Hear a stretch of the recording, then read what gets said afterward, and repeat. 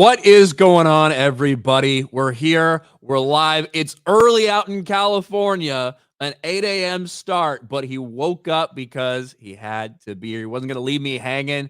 We've got Chris Gore from Film Threat, newly at 100,000 subscribers, just waiting for that YouTube plaque. Chris, how's it going, man? It's going great, Ryan. We're on time mostly.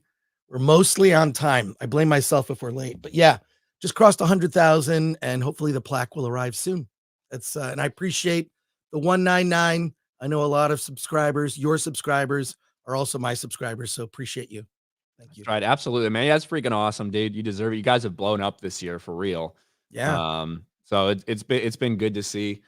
But yeah, I asked Chris, I'm like, hey, Jeremy's gone. Jeremy's just fucking off, doing whatever, abandoning the channel. So I'm like, all right, we got Gary going on Thursday. We got Chris Gore going on Friday. Nobody's going to complain about those two people being on the channel. That's for sure.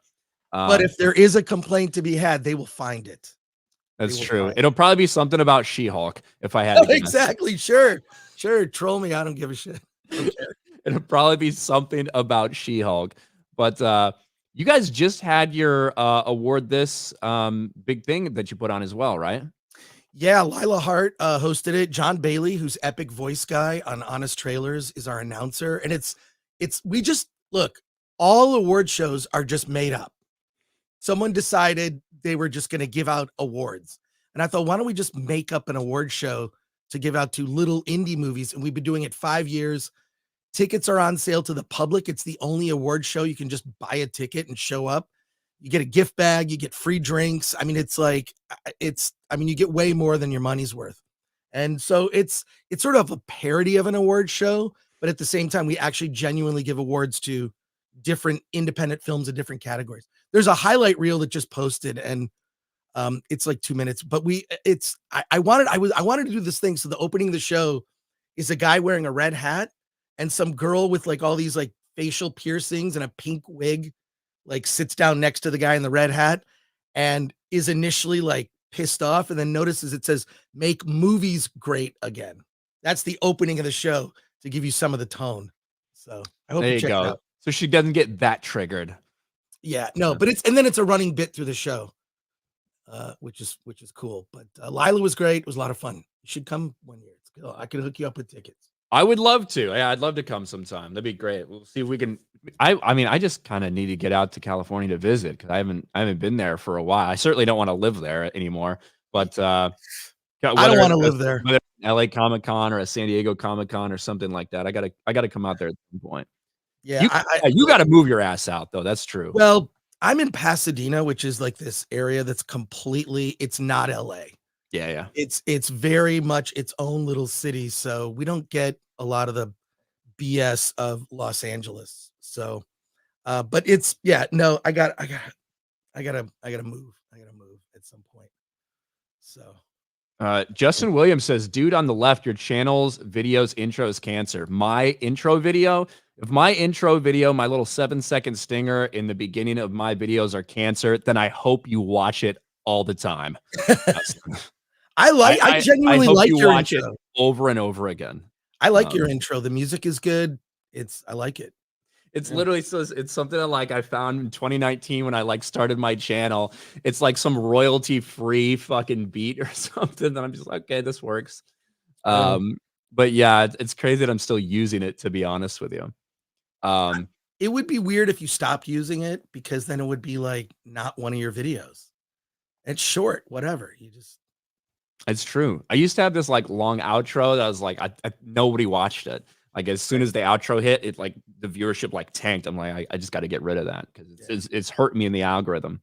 So, but we got a couple things on topic for today, because Disney, it seems like every time you turn around, there's some more bad Disney news, whether it's box office flops, which now that we're finally done, all the box office, numbers are out. This is it for Disney. They're not releasing anything else this year.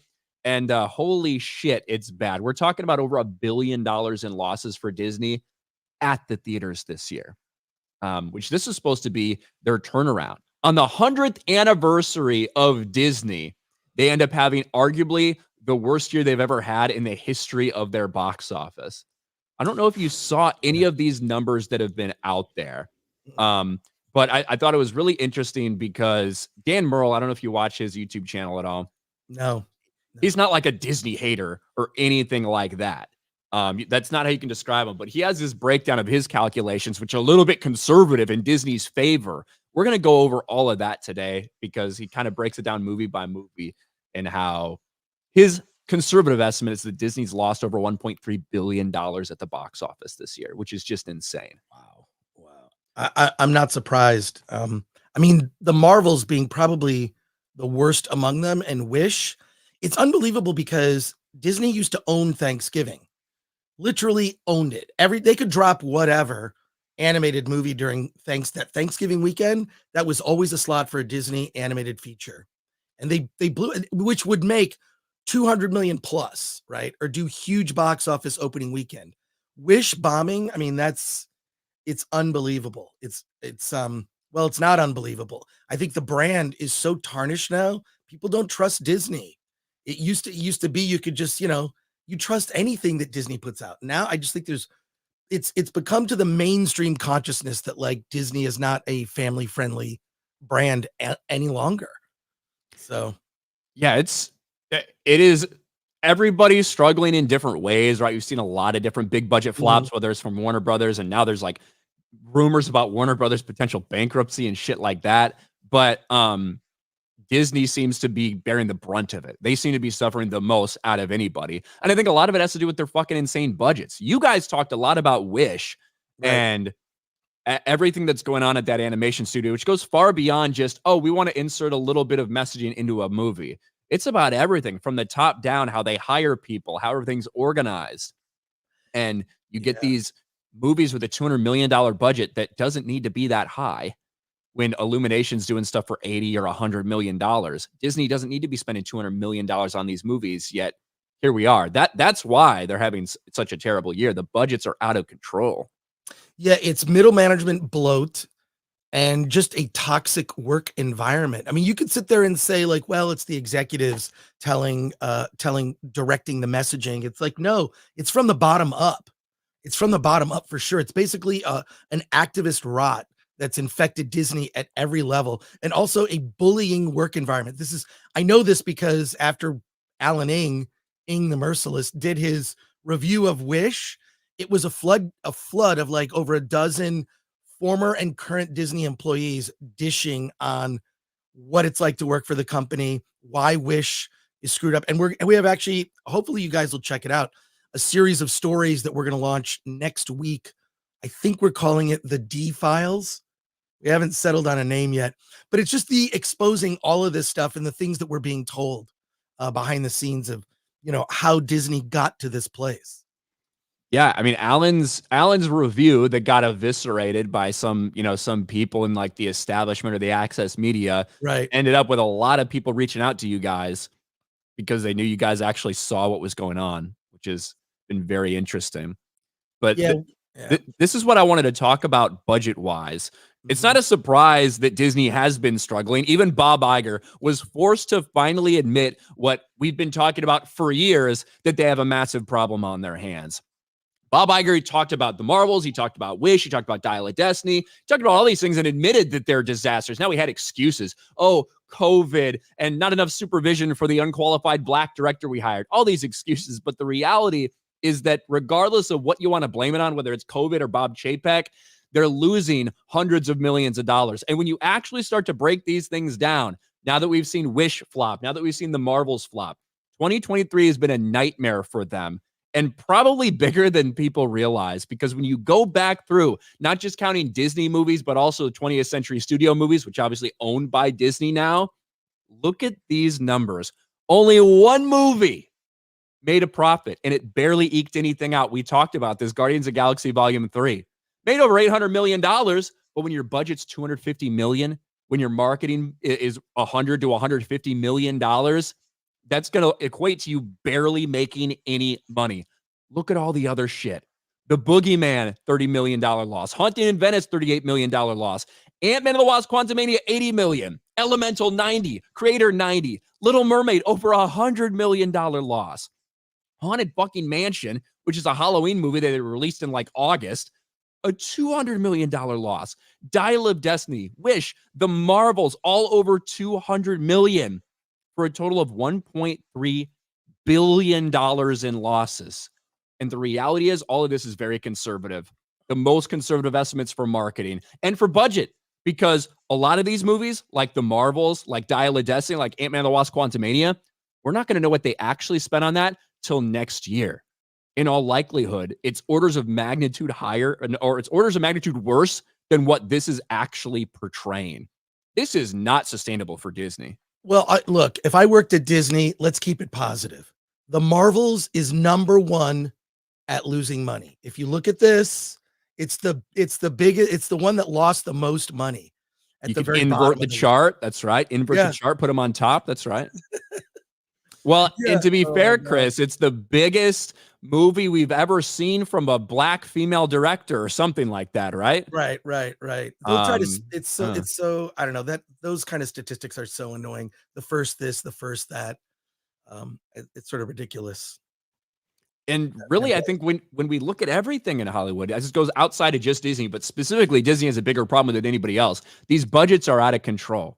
The idea that you've only got one movie that had a $200 million budget that actually broke even, and that barely did like Guardians of the Galaxy, that's an indictment, right? People are not coming to the theaters like they used to, so you can't be spending money out your ass like they have been. And Disney has had a bigger problem with this than anybody. The Marvels is $300 million. You know, Dial of Destiny's $300 million. Little Mermaid's 250. Guardians of the Galaxy's 250. This is fucking insane. And if you're at Disney, you have to be in full-blown panic mode. Not only are you losing money on Disney Plus, but you're losing over $1 billion at the fucking box office. And we'll never know like what the real numbers are. I think that I think I might have sent you this thing from Netflix where they just revealed, here's all the streaming numbers, here's all the numbers for everything that we've done. We're just going to be totally transparent, which to me is like showing all your cards in poker. And it's like, now let's see yours. Disney's not going to release that. We have no idea like how much money Disney is losing on their streaming service at all. All I know is that people check it out. I have most of what I love from old Disney already on Blu-ray, right? Classic Disney films and whatnot. And I don't need to have a streaming service where the only reason to subscribe to it would be to see the new things, and the new things are the worst things on the platform. They really are. So yeah, I only finished like one Disney Plus series in terms of Marvel, and then the Star Wars ones are just torture. You know, they're torture to watch. The Star Wars ones are torture. The Marvel ones are bad. They don't have, ironically, when you look at Disney Plus, they're spending $200 million, $250 million on things like She-Hulk and Secret Invasion. Right. But the things that are actually being watched most on the platform is stuff they're already releasing in theaters anyway. Right. Like Little Mermaid and Elemental. Now, it's not helping them out. It's not really driving subscriber growth. But when they put those things on there, those are the things that are the most watched, not the things that you're just literally just shitting money out for no reason. Like that, I think something has to change. That's why when you started to hear these rumors about Mando season 4 potentially being turned into a movie, which it's not happening, but the idea of them doing that wouldn't be crazy to me, because at this point, if you're already spending this much money, you might as well try to recoup some of those losses by putting out in a theater. Yeah. I just, they've got a business model that's broken, right? And they don't know how to make television. That is very clear. You look at like HBO or Max, whatever you want to call it. They're really, when they do TV well, it's really good, right? Whether it's something like House of the Dragon or even that White Lotus show. I haven't watched it, but everybody says, you got to watch it. You got to watch it. I'll get to it. But yeah, they don't know how to make TV. It's what their version of TV is. Let's take a movie script. Let's just pad it with BS that we don't need, and we'll chop it up into little 30-minute segments. That's what everything on Disney Plus feels like in terms of the Marvel and Star Wars shows. They feel like bloated movies. Kenobi, the Obi-Wan Kenobi series, was originally supposed to be a movie, right? So they developed that as a script. The Mandalorian felt like a repurposed Book of Boba Fett script too, or not Book of a repurposed Boba Fett movie script. Well, that was developed as a movie. The Mandalorian. I mean, it was supposed to be the Boba Fett movie that Josh Trank was going to do. So Josh Trank developed a Boba Fett movie internally. That project went away as a film, and then I'm sure Favreau came in and said, "Hey, how about a series, right? How about a Western, which is, more the roots of Star Wars to begin with, anyways. It's more inspired by Westerns probably than any other genre. I know George likes to call it a space opera, but it's more a Western than anything else. So there you go. Yeah, you've got space opera, you've got like that sci-fi serial feel, you've got the the Right. samurai inspiration, you've got a lot of different things. Dune, Right. which Ripped off we a lot from Dune. we talked about that. That Dune trailer looks fucking epic, man. It looks Oh my God. incredible. Yeah. I've watched Um, it like 10 times. I cannot wait for them to do the second half of the book. Right. Although there is some stuff in there where I like kind of raise my eyebrows where it's like, I want to be equal to you. yeah, I I know mean, that line. come on. What I think the Well, and I think that all goes into what we're gonna see from the part of where he has to prove himself to the Right. Fremen, right, to become part of them, and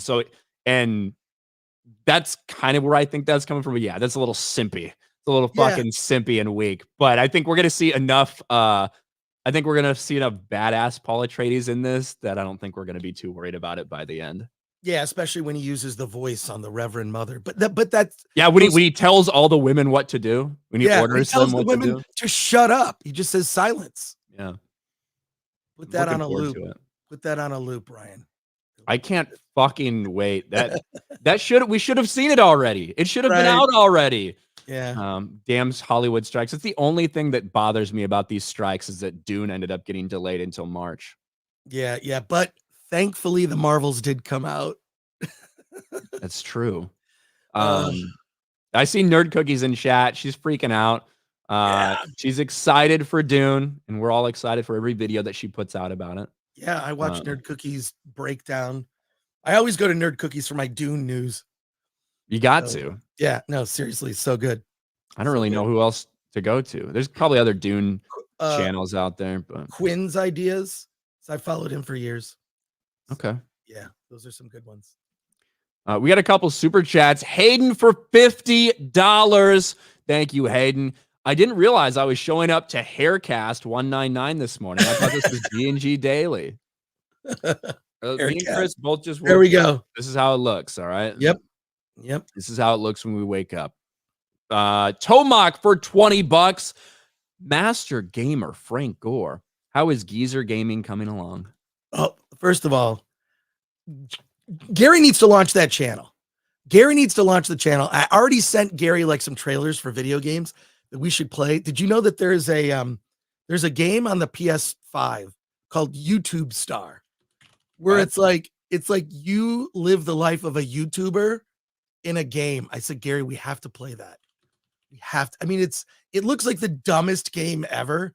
It looks like it's for kids, which I think would be kind of like Gary's level. I mean, look, I'm not going to sit here and brag that I'm some big gamer, but whenever I hear you guys talk about gaming and classic gaming, like I had all those systems. I had them. I had a Dreamcast. I had I not only did I have the Atari Jaguar, I had the Jaguar CD and played Cybermorph. I had all the old original game systems. And I used to collect them until I just like, I can't have this much space in my garage taken up by old game systems. And I did video game magazines in the 90s. One of my old jobs. So, and when to me, one of my favorite game systems, Xbox 360, I waited in line 18 hours, spent the night overnight to be number 42 in line to get an Xbox 360 when it first came out Jeez. at Best Buy. Yeah. And that system, I miss it. Like I miss the menu screens with the blades and you could have your avatar, right? Like it was so far ahead of its time. I didn't care that it red ringed. All of mine red ringed and I got them all fixed. It was fine. I like that you could change the plate on the front to kind of customize it. Like the 360 was great. And I'm probably going to play that new what is it, Phantom Liberty game or the level for Cyberpunk 2077.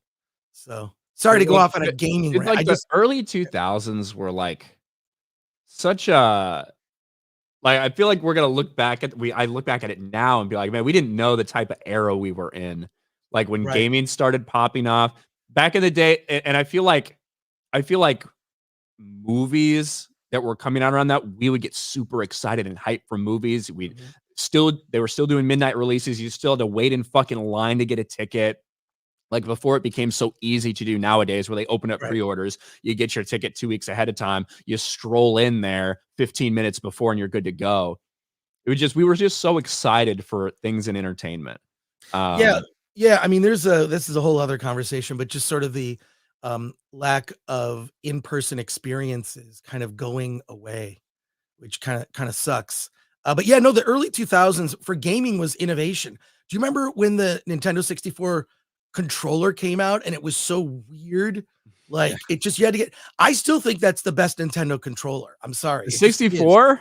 Yeah, Nintendo 64, I mean, it might be the most controller. iconic, but it's pointless. Like, it's No, not I like pointless, it's it. just a pain in the ass. You like It you was can't literally a use con it. no, it's a controller designed to play one game, which is Mario 64. I mean, I played the fuck out of GoldenEye with that thing, and the idea of, like, having your trigger like that Yeah, is cool. Like, the joystick on top, like, in this it is cool. right. But in retrospect, looking at it, it's like, God, what the fuck were they thinking when they made this thing? Like, there's no possible way to be able to hit all the buttons, right? With your Right, hand, you have right. to move your hands around. Well, Uh, my old, because I worked at this video game magazine, one of the things that we would always do, if you wanna win in a fighting game, at least at the time, knowing the controllers, we're talking about Sega Genesis, um, original Super NES controller, you'd put your hand on top of the controller because you could just, like it was just an easier way to hit all the buttons. Rather than holding it with just your thumbs, you got all mhm. your fingers. That was like a little pro tip on The how to, pro like gamer, yeah, little yeah. pro gamer. Yeah, see, I'm more. I'll say this: I'm more of a gamer than Gary, but I would love Doesn't to take just much. geezer gaming. I'm all in. I'm all in. Gary, let's do it. Geezer gaming with Gary and Gore. Yeah, yeah. There you There you go. go. Melodic Method for 10. Who is this Chris poser? Where's Frank? That's It's too early for Frank. Frank was out last night drinking way too many. I don't know what it was. Some gin drink. I don't know. Whatever it was, I was pounding him down. Gin? Gin. I don't know what it was. Some gin and cucumber juice. I don't know. I didn't care. What the fuck? Yeah, Yeah, you're exactly. probably already drinking something before that if that's the case. Yeah, yeah, for sure. I don't like I drink a lot of shit that has gin mixed in, but like just um gin stuff. I'm not a big gin fan. Tastes kind of like pine Same. needles. Same. I'll Um, drink it if it's there, whatever, but yeah, no. My go-to is just, like, hard seltzer in some form or, like, I like High Noon or just I like vodka drinks. I like vodka drinks, what can I say? White Yeah. Claws. Yeah, definitely White Claws, Hmm. Yeah, you know? that's why that way you can be an alcoholic and not feel like it. You can drink those all throughout the day and like no one will judge you. Dude, that was my go-to. Coors Light was my go-to. I called it the all-day beer because you'd go and I'm like, all right, I gotta mow the lawn. I gotta do all these like all this yard work. And you just kind of like, you just kind of drink them throughout the day and you don't get drunk. You just feel a little buzzed and then Little you get buzz, your yeah. get your yard work done. People are gonna think I'm an alcoholic now from all this. It's like, It's all right. I'm just listening to you like, man, I want to drink right now. yeah, Uh, well, it's later in the day for you. I'm all about coffee at the moment. it's almost noon for me. So yeah, it's almost noon. Hey, did Sergio Garcia for 2. Wow, Jay looks great with that silver wolf hair. Silver wolf, not silver fox. Interesting. Uh, Well, if I was Jay, I'd just be reading the chat and not and like go silent for like a minute, like a full minute. I would just sit and kind of read it. I love that. I watch the Jay streams on like Saturday afternoons, and there'll be like these long pauses, and I'm like, is something wrong? Did I accidentally mute? Like, and it's like, no, Jay just reading the chat. I he's love just it. trying to find his place, trying to find the next story. When you do Right. solo streams, sometimes there is a little bit of like you gotta whether you're reading something or whatever. Mhm. But yeah, Jay's a guy who takes his time. Takes his time. A little dead air. Wolf from Heart, member for 5 months. Hail to G&G. Hail to the 199. Keep doing what you're doing. Hail to Frank Gore and Merry Christmas to the chat. Thank you, Wolf from Heart. B. Barrett for 2. Ryan should get Halle Bailey on the show so she can say yeah after every sentence. Yeah, that was Yeah. she was annoying as fuck during that Rachel Zegler interview. Oh my God. I felt, look, these are young girls that are being fed things. Oh yeah. This is what you say, this is what you don't say. I mean, I think Rachel, though, has been mean online. I mean, cruel. Yeah, she's Catty. participated in the cancellation of others. She's wanted people to lose their jobs for shit. Like, she has been fucking a nasty cancel culture bitch about it. She's really young, but okay. So it's funny to see her reaction to people who are upset with her, you know? Yeah, but there's just a weird immaturity, like where they're just not media trained. I wouldn't call her necessarily a cancel pig. I would call her a cancel swine because I think it sounds classier. Yeah. But yeah, I just look, Cancel hog. cancel hog. But it's I don't know. I'm just like, actors say dumb things all the time. I mean, like, this is why when I was doing Film Threat, when it was a print magazine in the 90s, they'd offer us to interview actors, and I'd say, "No, I want to talk to the director or the screenwriter," because actors really don't have much interesting to say. They really don't. There are very few, the short list of actors that actually have ideas and like understand film and you can have a conversation with, but for the most part, they're just empty vessels, parroting things that they've heard their publicists say that will maybe make them sound smart, which explains everything Mark Ruffalo says. So, True. yeah, he survived brain cancer. Well, I mean, when you don't have many brain cells, it's probably a higher rate of survival, but I didn't know that. Exactly. Exactly. Oh, and hey, can I drop, you and I were chatting obviously before I did the show. Can we drop an Aquaman 2 spoiler?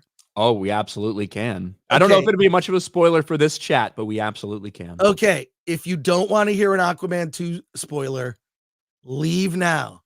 This happens within the first 5 minutes of the movie, and I just want you all to know. One, I've been told by someone in the industry who's seen it that it's the worst of all the DC films, like embarrassingly bad. And the quote was, they should not have released it. They should have just put it on Max because it's so god awful. And within the first 5 minutes of the movie, Aquaman's little baby pees in his face. There you go. It's that dad life. Amber Heard's nowhere to be found. She can't take care of the baby because they're cut her from the movie. So Jason Momoa is on dad duty. And bro, we've heard a lot of bad things about Aquaman for a while. Right. When Batgirl got shit canned, Mhm. it was interesting because we'd actually heard from some people that when it came to the internal test screenings and scores that they'd had, that Batgirl actually ranked decently and that Mhm. Aquaman was really fucking bad. And of course, we've heard that, oh, the reshoots really weren't as extensive as people made them out to be. We've heard a lot of damage control all over. I think it's going to be a nightmare. A lot of people are holding on to hope for the China box office when it comes to Aquaman. Right. But now we've actually seen the pre-sales. They're horrifically bad. In fact, it's tracking worse than The Flash and The Batman, which Batman still released there during COVID, I think. Right. So for a movie that made $300 million in China with the first movie, is now tracking to make more around 20 million if they're lucky throughout the course of the sequel's run. That's a massive problem for them. That is, I mean, first of all, god awful, but it's probably it may, at first I had theorized like, oh, it'll actually do well because families will all want to go see it, right? When you look at the choices of movies that are out over the holidays, you've got The Boys in the Boat, you've got The Color Purple, and Aquaman. No one And wants to see Wonka. Wish. And I think Wonka. I think Wonka is going to be the one that does better than people think. That's what I think. Yeah, which I've seen and is actually kind of fun. It does work on two levels, both for kids and adults. There's good. It's from the director of Paddington, so it's got like a fun, whimsical, and Hugh Grant is the standout of the film. But one other thing this person told me who saw Aquaman 2, Amber Heard's in it, and not just a little. She's in it. So this whole thing of her being cut out of the movie, nope, she's in it. Now, another quick thing, Alan Ng is seeing the movie next Wednesday. I'm trying to go to the same screening, and we'll probably do a stream. We normally do our Hollywood on the Rocks stream like at 1 p.m. Pacific time. but we're gonna just do it in the evening after Alan and I both see Aquaman 2 next week. Okay, but here's the thing: they're screening it the day before everyone can see it. What does that tell you? I mean, Yeah, so review embargo is, I yeah, think, 1 day before release. Like, they know the movie's bad. They really do. Like, yeah, it's typical shit that we see a lot. Same thing they did with the Marvels, right? When they knew feedback was gonna be really bad. Um, yeah, so, the Amber Heard thing, there were some people pushing that she got completely cut out for a while. What nope. To me, what has been the kind of the narrative for the past while is that she's probably in about 10 to 15 minutes of the movie, Mhm. a much pared down role from what she had in the first one, and it's way more focused on his relationship with his brother. But that, like, for the marketing, they completely cut her out. Like, we've had maybe like 3 frames total of Amber Heard's face in the Right, promotional right. material for this movie, which is insane considering the whole thing's about a family dynamic. I'm gonna kill his entire family. They're like focused on the dad and focused on the mom, but not on Amber Heard at all. So, Yeah, yeah. Well, I don't know. I think it's gonna be. I mean, could it be good, bad, like so bad? Because some of the stuff with what's is it Black Manta or whatever? Some of that looks pretty cool. yeah, it looks decent. Yeah, I That like could be him. decent. I mean, is it so dumb? Like, I'm a big fan of the original Flash Gordon movie with Sam Jones. I mean, that movie is super cheesy and it kind of inspired Taika Waititi, uh, you know, with Thor Ragnarok. So is it so bad they went for a tone of like, it's gonna be wacky and dumb, and Aquaman's baby pees in his face? Um, I don't know. I just think there is a when you see like what these movies made. So you got Marvels that made or Captain Marvel, the first movie, Brie Larson movie, made over 1 billion, going to can't even break 100 million in the US domestic. To Aquaman, same thing, most successful in term financially speaking, um, a DC movie over 1 billion. To now this is basically going to affect a lot of decision making in Hollywood. And I know James Gunn is moving ahead with his Superman movie, and I think that you're going to see a lot of the studios. It's going to be safer bets, and I think this Marvel slate is going to change. This whole like the Marvel slate that they've got upcoming. I think there are going to be some announcements, and obviously the Jonathan Majors case. Although I got to say, you see that footage of Jonathan Majors running away from a girl.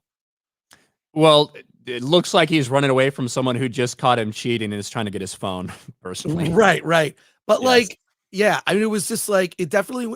I got Forrest Gump vibes from it. Anyways, um, I don't think it proves anything. I don't think it proves anything. It proves that he was running away from her, but I don't think it disproves anything else. I don't know. Look, where there's Like, smoke, there's fire with that. I think. But there's to me, Jonathan Majors should be found not guilty. They haven't found enough actual right, evidence. It's just he said, she said.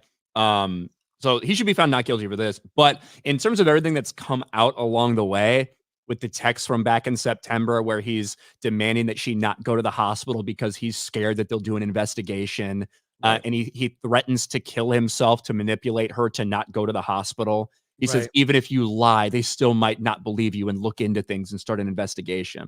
And she's like, I'm going to protect you. I want to be with you. I'll lie. I'll do whatever to stay with you.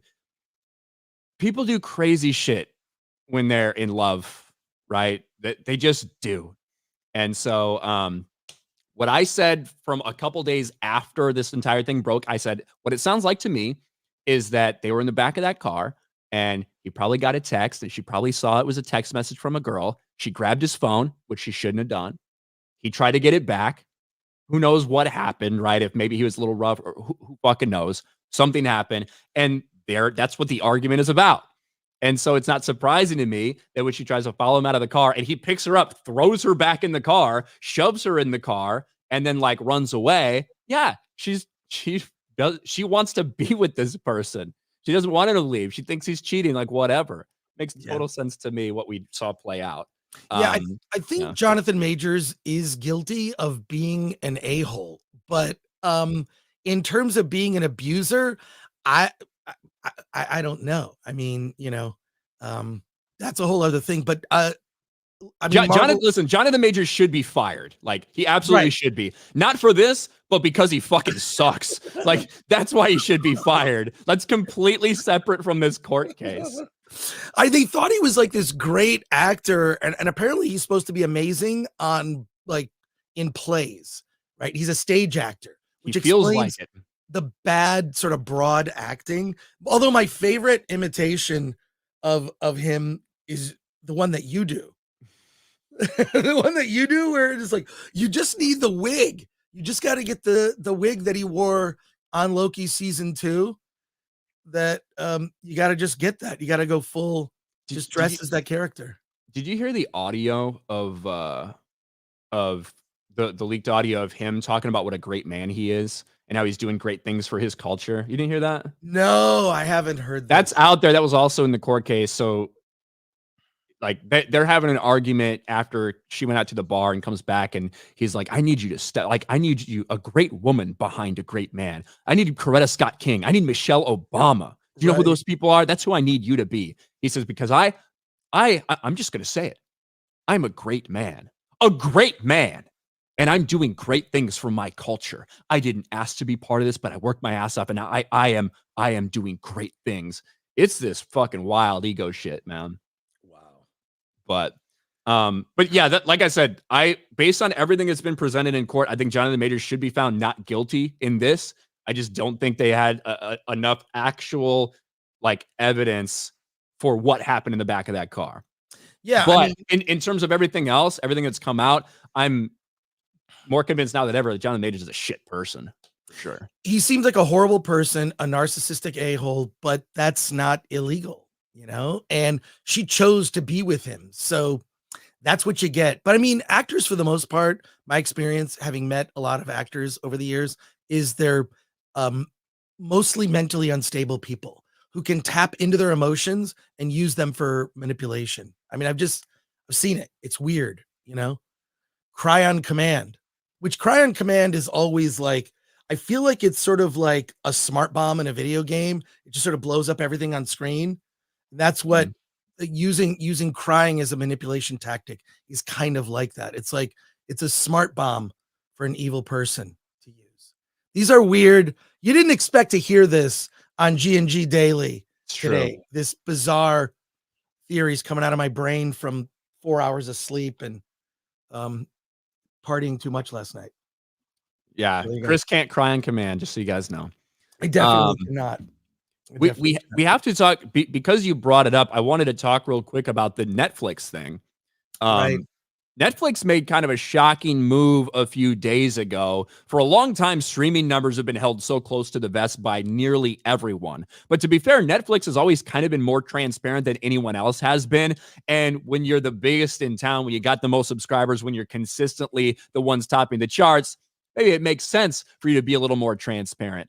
Well, they got a lot more transparent a few days ago when they decided to release all of their numbers, all of their data for the amount of times, for the amount of watch time that they had for the first half of 2023. Take a look at this. Netflix takes big data transparency step, releasing viewing numbers for 18,000 titles. It's basically 99+% of their entire streaming catalog. They showed exactly who's watching what and how much people are watching everything. They put out a thing on their own website about all of their data that you can download a report. And really, you talked about a little earlier, Chris, it seems like it's almost like, hey, look at our cards. This is my hand. This is what I'm laying on the deck. Right. Anybody else want to show their cards? Disney, Max, Amazon. Do you guys want to show exactly what you're doing? Because it probably isn't going to look as good as ours. And the data point that's being overlooked is there are 18,000 titles. I mean, how many, if you counted how many titles are actually on Disney Plus? I own the ones that I want. I've got Blu-rays of Snow White and all the classic Disney films that I want in my library. Peter Pan, you know, without some trigger warning at the beginning, which is always super lame. I hate when they do that. You know, I've got the Marvel films that I want. I don't need Disney Plus because anything I would actually watch on it, I already own on a Blu-ray. I would love for Netflix has 18,000 titles. That's a big video store. If you went to a video store, and I worked at a video store in high school, Thomas Video in Royal Oak, Michigan. Little shout out to the people that I used to work with there. But it's no longer around. But that's 18,000 titles is huge. How many titles are on Disney Plus? How many exactly? If you counted, is it worth the value? Same thing with Max. To me, between Netflix and Max, those are my personal favorite streaming services. There's actually things on both of those I want to see. I have Amazon Prime And Video by Prime, I like default. Prime.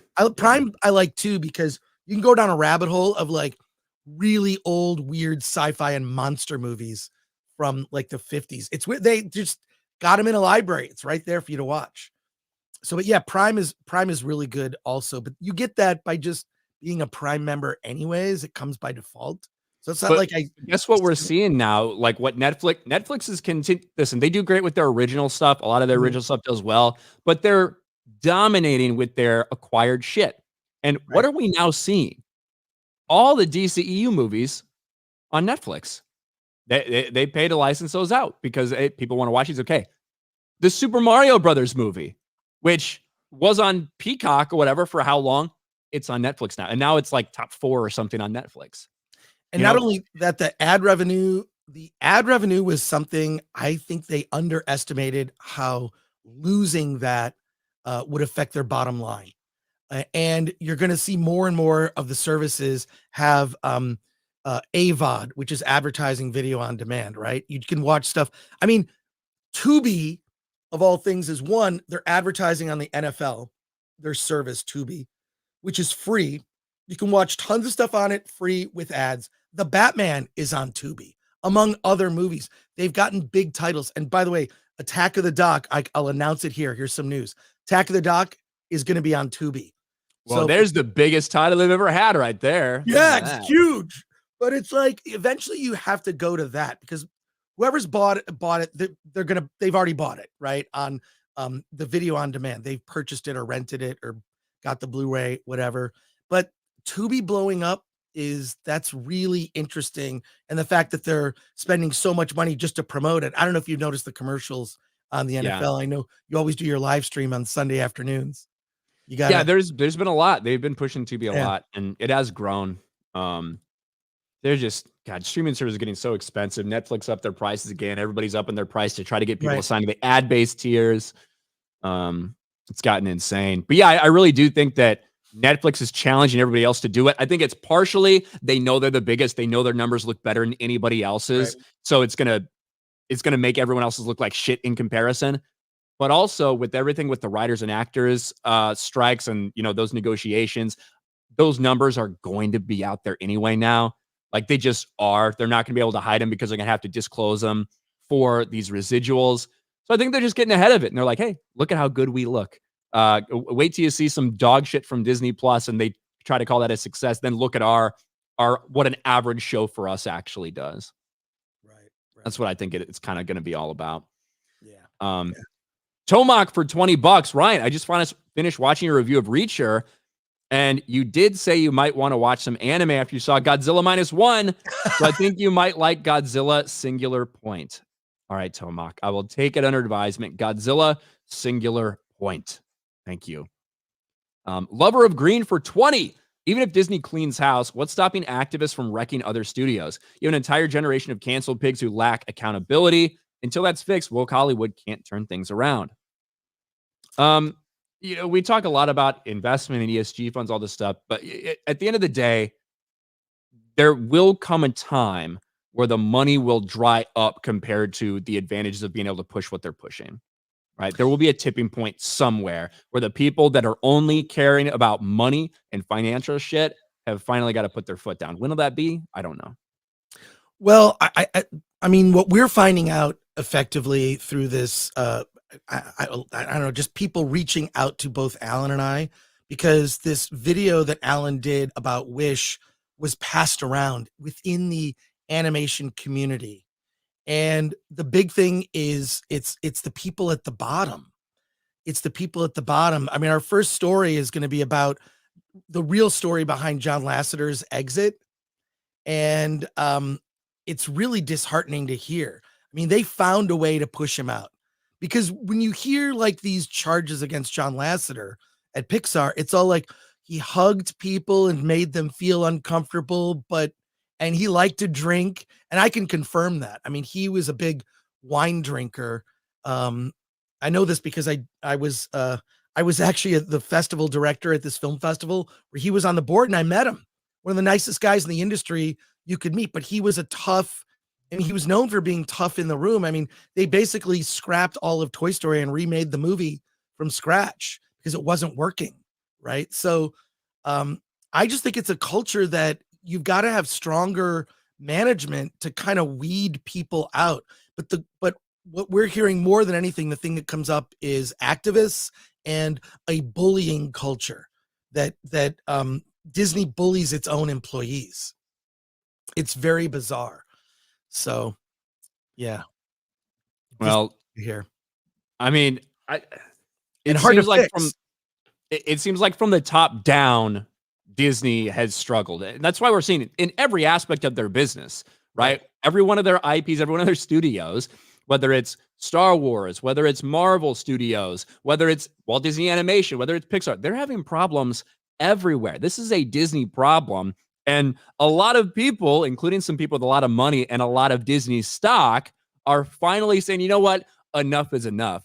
We've been talking about this Nelson Peltz thing for almost a year now. Right? Activist investor Nelson Peltz, who had a lot of Disney stock, wanted a seat at the board, wanted them to make changes, backed off in February, where Bob Iger came out and said, we're going to fire a bunch of people, we're going to cut costs, we're going to change this thing, we're going to turn it around. But unfortunately, that hasn't happened. 2023 has been a nightmare scenario for Disney and Bob Iger. And, you know, among the reports that he's overwhelmed and exhausted, he didn't realize it was going to be this hard. Well, now he's got a bigger fight on his hand because Nelson Peltz is back. He's got Ike Perlmutter's shares. Ike Perlmutter has a bone to pick with him. And now Nelson Peltz, after getting denied a board seat, is saying, okay, fuck it. I'll do it myself. Disney activist fight escalates as Nelson Peltz nominates former CFO Jay Rasulo for a board seat.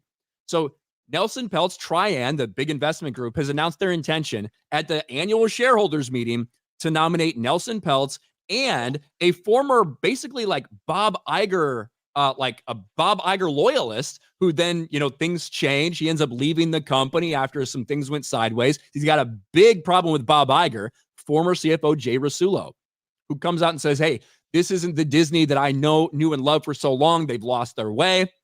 I have a lot of experience at Disney. Nelson Peltz has turned out of these companies. We're demanding a seat at the board because this company doesn't know what they're doing.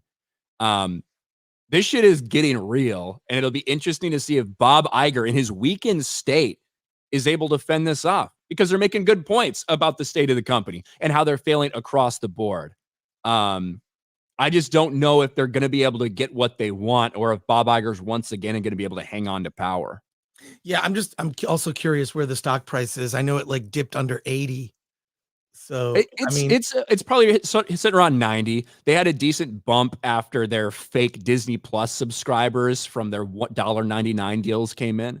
So I think it's probably sitting right around 90 per share right now. Yeah, inspired by the 199. Probably. Yeah, I just think what you've done, and this has happened to Star Wars. Star Wars is not cool anymore. Not with kids. You ask any kid, which should be the target demographic. The target demographic for Star Wars should be young boys, right? It's a boy brand. But Disney itself, just Disney all by itself, is a girl brand. And it feels as if, because of the corporate culture there, that when you absorb another brand, it invariably turns into yet another girl brand. It happened to Marvel. It's happened to Star Wars. And you got to stay focused on your core demo. And the fact that they've alienated, you're not going to get them back. And now families turning their back on Disney, where it's not a trusted, you really can't trust Disney. It used to be one of those things of like, well, you know, you could put on any Disney show and or movie, and you don't need to always pay attention to it, right? As if you're a parent with young kids, it's like, all right, I trust Disney. I don't think You know what it used any. to be, Chris? What it used to be was the biggest scandal you had was there might be sex written in the clouds of the Right, Lion King for like a couple frames. right, Now you turn this shit on, they're telling your kid to chop their dick off. Like that's what we're talking about right. now. It's gotten a little excessive from the scandals Disney used to have. Yeah, I mean, and the fact that it's infected it, just think people just turn it off. They're just like, I'll try something else. I mean, the fact that Daily Wire launched that Bent Key service, I think is really interesting. I'm not the target demo. My kids aren't little, and I don't watch kid shows. But the fact that that exists as an option for parents, I think is really smart. So Yeah, I think they're doing what they have to do. And when it comes to Disney, I think that Peltz has been there for a while. I don't know how if they're going to be able to, but if they do get on the board, they're going to be able to one know what's going on, two suggest things that aren't just from Bob Iger loyalists. Because right now, that's the criticism. The entire board's just people that are not going to do what's best for the company. They're going to do whatever Bob Iger wants to do. And I think if they yeah. aren't able to get those board seats, I think they're going to expose a shit ton about what they think Disney is doing wrong. And it'll be another nightmare scenario for Bob Iger, but only time will tell for that, I guess. Yeah, it's Um, just Disney just has a terrible reputation among. I was just at an event last night where there were a lot of animators, and I know people who work in animation. Disney among animators has the worst reputation in terms of how they treat the people that work there. And a lot of animators, because they have a very unique talent, they can work wherever they want. They can just like, I'll go work for Illumination, or I'm gonna go do this thing. Disney just has a problem, and this is a bigger problem, I think, that even affects Marvel and Star Wars, is they have a problem attracting talent. People don't wanna the real talented people don't wanna work for a Disney affiliated company. You look at James Gunn, when he did the first Guardians, he did this movie called Super, which was a big budget trauma movie, basically. And I love Super with Rainn Wilson, really unique film. That helped get him the job there.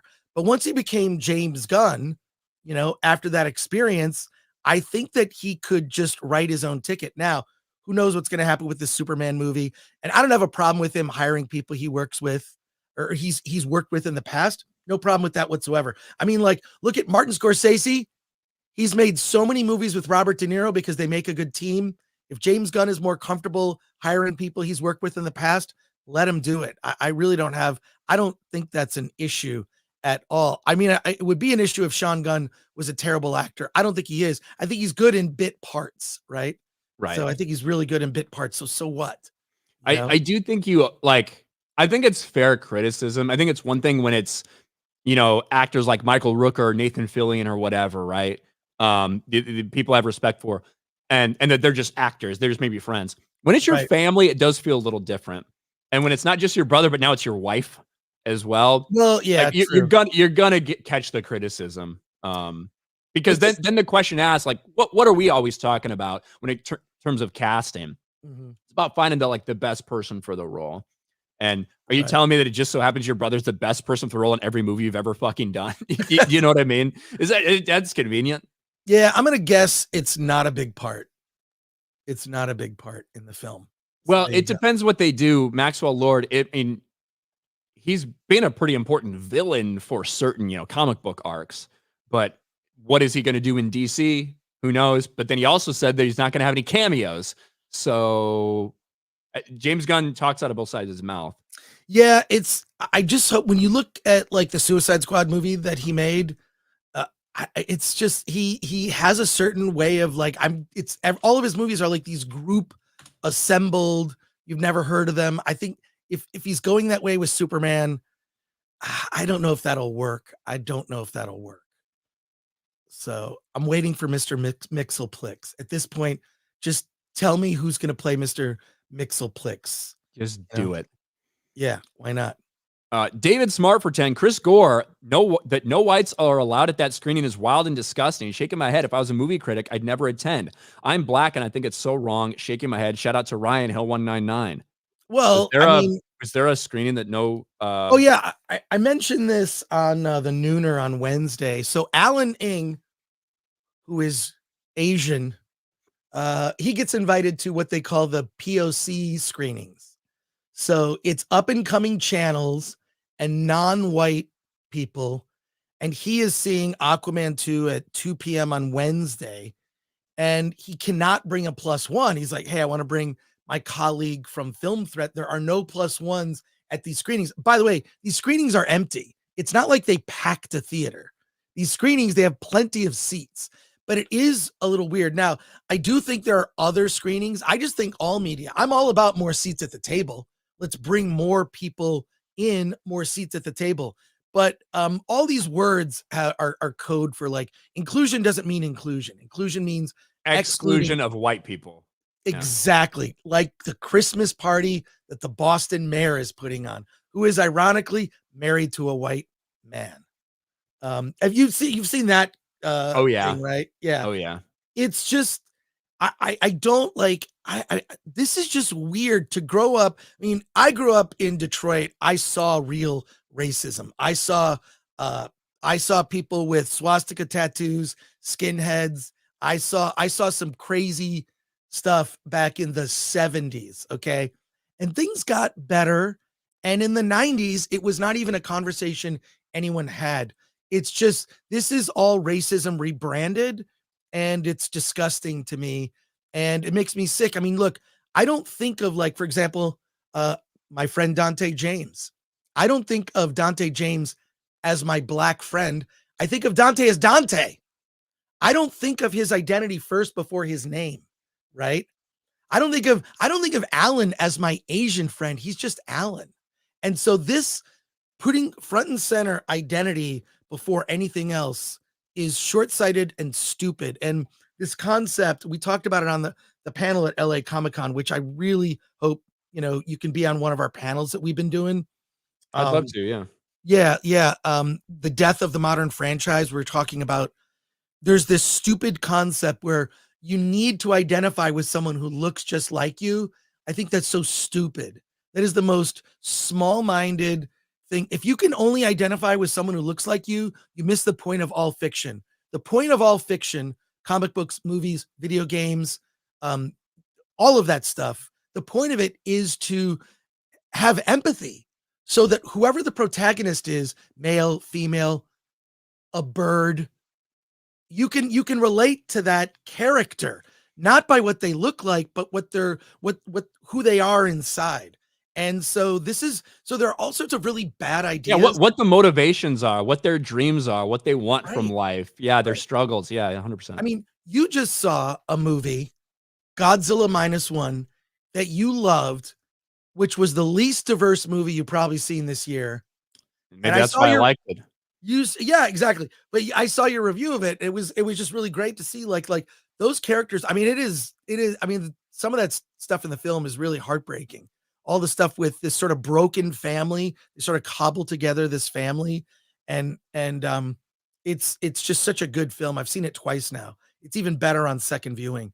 But yeah, there's just a lot of really bad ideas that have somehow metastasized with people. Like, well, I always it's just annoying, like, to see, like, just so many of these ideas that are terrible make it out into the zeitgeist, and people parrot them like they're smart, like they came up with it. And it's like, no, these are not good ideas. They're more division, just like that trailer for that movie, Civil War, which you've you've I'm sure you're gonna do a trailer reaction or something. Maybe it's like, to me, it's wild that like some people, like some people who talk about Civil War like on a daily basis somehow now think that because the movie's coming out about it, like, oh, it's predictive program, and it's like, bro, you talk about this shit fucking every day for like 3 years. There's gonna be a Civil War, and you're upset that someone's making a movie about a Civil War. Oh, Uh, that's the Tim Pool is like the what is it? The Chicken Little, the sky is falling, yeah, yeah, Civil that's War, like that. It's like, look, yeah, I think it's far fetched, and I will see the movie. I mean, I will see I it. think what's I like the Nick most far Offerman. fetched about that entire movie is Uh-huh. that Texas and California teamed up. Yeah, That's that's the craziest part. The Western Alex Alliance. Yeah. I like Alex Garland. He's made some Ex Machina. He's made some really interesting science fiction films in the past, but he's British. I don't know that I don't know that he's going to bring some real knowledge. The Texas and California thing is just weird. Although, look, California is blue, Texas is purple. It's, it just is. Certain cities, and California being blue is weird because it's really only like a couple of the big cities and that's it. You know, Yeah. It's just the metropolis areas. that's it for sure. Even parts of San Diego are purplish. You know what I Yeah, mean? yeah, purple adjacent. That's right. The oncurring baby leg for 2 says, "Sup, Frank." Hey, Uh, what's Three going Beer on? Thunder, remember for 4 months. Silent Night was the dumbest movie ever. I didn't go see it. I I lost wanted to interest. like it. It's not great. And I Yeah. love John Woo. The concept is really cool. It was a really interesting trailer, but did not translate into a film worth seeing. Yeah, I can't recommend it. General Duality for 5 over on Rumble. Hail 199. Hail Ryan and Chris Gore. Congrats, Chris, on the 100,000 subs. Appreciate it. Appreciate it. We're trying to get to 169,000 is our next benchmark that we're going to celebrate. Here you go. So, I just said that. Vault 95 Survivor for a buck. Good morning, y'all. Chris, how did the no whites allowed screening for Aquaman go? it We hasn't just happened talked yet. about It, it. it Yeah. happens next week, next Wednesday. I don't know. It feels weird. I understand the sentiment. The initiative is let's get some smaller YouTube channels who don't have a huge audience that are up and coming and let's help them. But why don't you just invite them to the all media screening? You could and Alan goes to these screenings, which I don't mind. Like, good. Alan can see a movie early. That helps Film Threat. So it's just weird because I'll ask Alan on my behalf, can you ask this guy if I could be your +1 or get in? And they just say no. It's very strange. And no other studio is doing this but Warner's. And you know what the reality is? I can't tell you how many of these like really small YouTube channels run by creators who are like black female creator who's her entire channel is about being a black female or whatever, like super small channel, doesn't get any traction. They'll have like interviews with like super popular actors and shit. They'll get this incredible access and nobody watches it. You know what I No, for mean? sure. Like a friend of mine, who I, go see at screenings, John, he has a channel called Nerd Reactor. He'll get some like big interviews, but his channel, like he'll get like 40 views, for like a big interview. So it is really weird. And actually technically the term, Ryan, is COC, creators of color. Creators of color. Okay, I'll try to remember that. Creators Remember of color. COC. But it just shows you that all the access in the world isn't going to be a substitute for like people actually care about what you're doing or your personality or whatever it may be. You can get all this access in the world, and at the end of the day, it's not going to help your channel if you're just not entertaining or whatever. Yeah, I just don't understand what the thinking is. I guess the thinking is sort of lift them up, but I think it's embarrassing for the talent to be on a channel that's not widely known. And then like, well, what is the benefit to the thing you're trying to promote? Right? It's like the whole thing of like, well, we'll lose. We don't care. We look how good we look. It's like that was my actually, in addition to go fuck yourself, my favorite line that Elon talked about in that interview was the people who care more about looking good than doing good, right? And they're doing evil, Mhm. actually. And that describes so many people or companies that I know in Hollywood, in the entertainment industry. They just care so much about looking good and giving themselves awards and all that stuff, which is why, to bring it full circle, we just started our own award show because anyone can do that, right? But we're trying to lift up small indie movies you've never heard of. And it's all over the map, like politically speaking, too. The one of the movies that won in a category, it's called This Land, and it's about a documentary trying to heal the division in the country. It's a really good documentary that I would recommend if you're up for that. So There yeah, you go. cool. We got a bunch of super chats I want to power through. Chris, I know you obviously I gotta do my other stream. you got to I do gotta the stream. Your other stream is live right now, watching us actually. Yeah, yeah. Is But it really? it is. Yeah, Alan's watching us live over on Film Threat. Oh my God. Okay, yeah. I wonder if we could cross the streams. Do you want to do an experiment? We could I wonder, try. okay, I'm on GNG Daily. Can I also be on Film Thread at the same time? I think if you open a new tab and you go to your StreamYard there, I think you can be. All right, let's see if that breaks StreamYard. I don't know. But I see I could like do it. But anyways, do the super chats and I'm I'm gonna figure this out. All right, Linko Kenobi for 10. Hey, what's up, guys? Ryan, I finished watching 3 episodes of Reacher, and I quite enjoyed it. Hope you and Gary did a great job in your streaming. Hey, Gore, I hope you enjoy the movie Hail the 199. First 3 episodes of Reacher, really, really good. And if you read the book, you're probably feeling really rewarded about a lot of the references they make and the dialogue options coming straight from the source material. Luke Harmon for 5. You guys see recent Elon and Alex Jones convo? He started by saying AJ would be allowed back on X. Figured Jeremy would be happy to hear that. Yeah, Jeremy's talked a lot about that as well over on Cobra Cast and stuff. Thank you, Luke. Star Trek, remember, for 27 months, the only movie I went to was Guardians 3. I would have gone to every Marvel movie, at least, except they weren't bothering. Hold on. I would have gone to every Marvel movie, at least, except they weren't worth bothering with. Then Star Wars. Thank you, Star Trekker. Sigtread gives some membership. Taker for 5. Ryan, that Matthew guy on last night misspelled Quantum Leap in one of his super chats, so I couldn't help it, and you brought it home perfect. Hey, I'm glad to be of service, Taker. Francisco Sanchez for 10. Branching out to Korean and Japanese series is also a component in Netflix success. Anime as well. Star Trekker for 10. You say the work culture at Disney's toxic. Could be a bunch of diversity hires flexing their real personalities, thinking they can't be fired. Well, Chris talked about that a little bit. Yeah. There is a lot of it. The stories that we've been getting from what's happening within Disney are, first of all, probably not shocking to you or to this audience, but to have it confirmed, and it's even worse than you think. This is why they've fallen on such hard times. They basically drove out all the veteran talent because these narcissistic children refuse to be mentored by someone who has all this knowledge.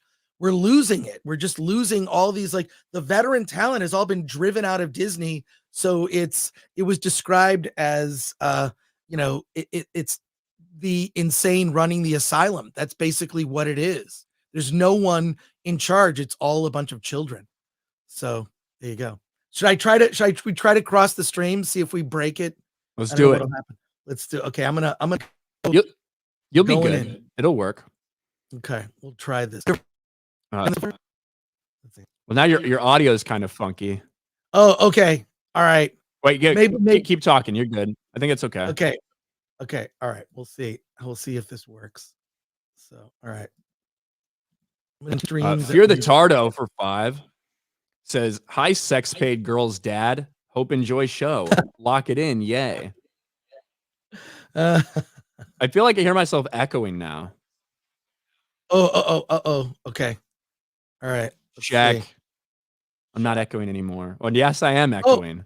Okay. You're echoing. Wait, he's watching the stream. All right.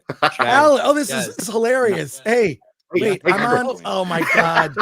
Alan, this is crazy. Oh, wait, he's watching. Are you talking to me or are you trying to This is weird. So I'm on the channel. I'm on your. I had to mute Chris for a second because we're getting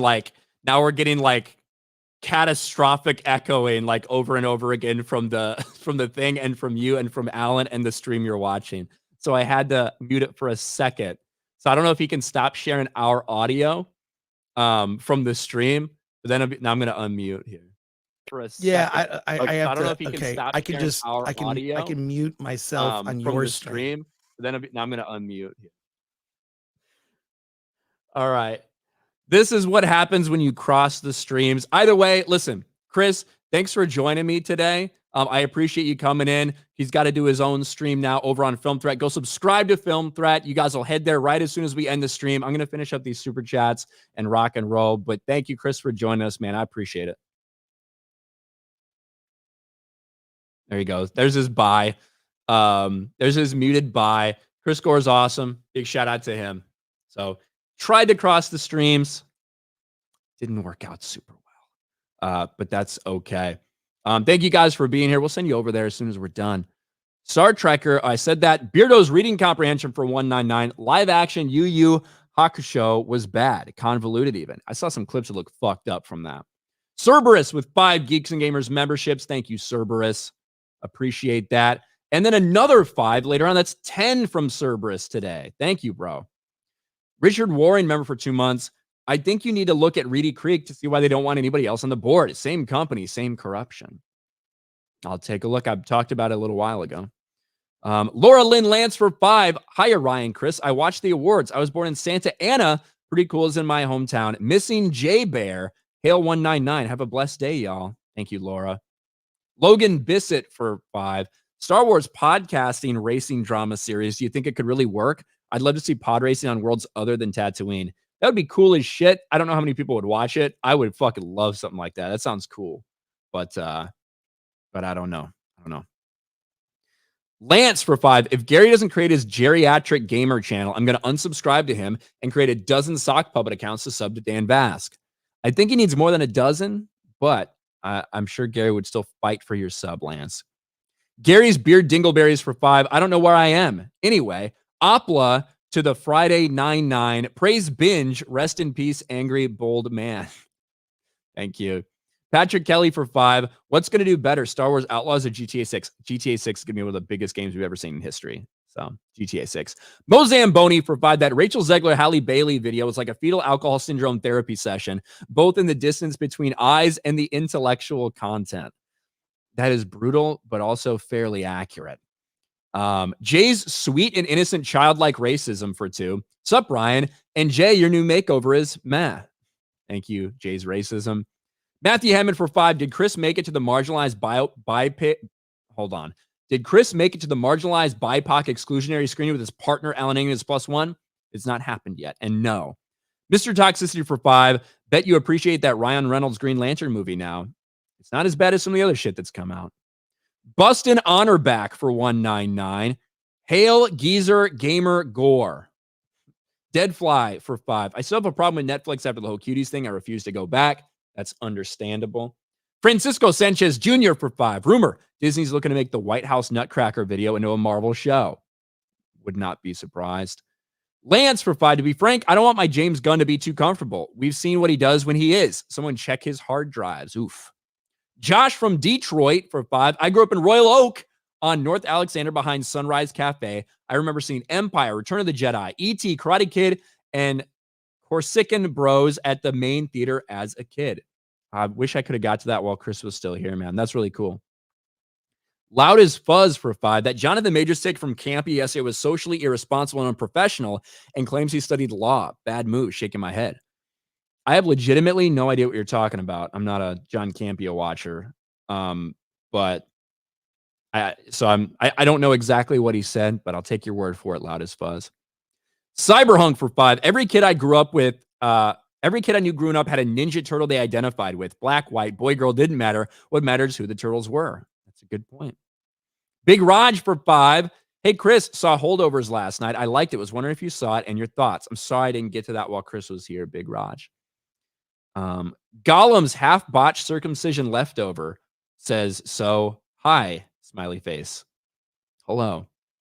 Sergio Garcia for 2. Ryan, you lied. You subbed the Christmas tree. I didn't lie so much as I'm lazy. Just Nova for 5. My leftover gas money. Thank you. Nelson versus Bob. Battle of the Bastards. Just hilarious at this point. Ara hail. Thank you. And with that, I believe we're all caught up. I think we're all caught up on Super Chat. So that was quite a week. I see Gary in the chat. What's up, Gary?